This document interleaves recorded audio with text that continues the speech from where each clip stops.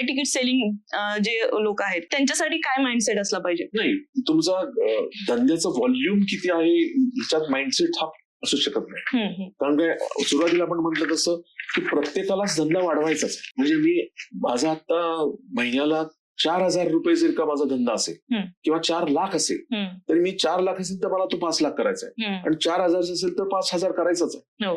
त्यामुळे माइंडसेट मध्ये फरक असून चालत नाही, स्केल मध्ये फरक राहतो. की मी जर का हाय व्हॅल्यू तिकीट असेल, म्हणजे मी जर का ज्वेलरी विकत असेल, तर तो 4 लाख का आहे, तर माझ्याकडे 10 कस्टमर आले 40,000.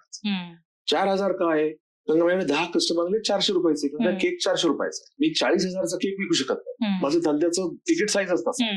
पण मी ज्वेलरी विकली तर मी 400 रुपयाची ज्वेलरी विकू शकत नाही. त्यामुळे 4 लाखांनी विरळून जातं कामा.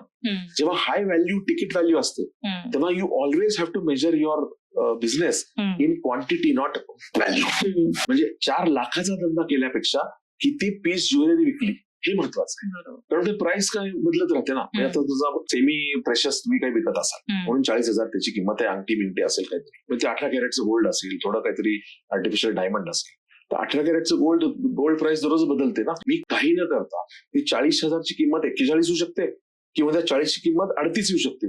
काही न करता तेच प्रोडक्ट, तर ती अंगठी विकली 40ला, आज तीच अंगठी विकली 38ला, अरे धंदा कमी झाला असं नाहीच आहे ना.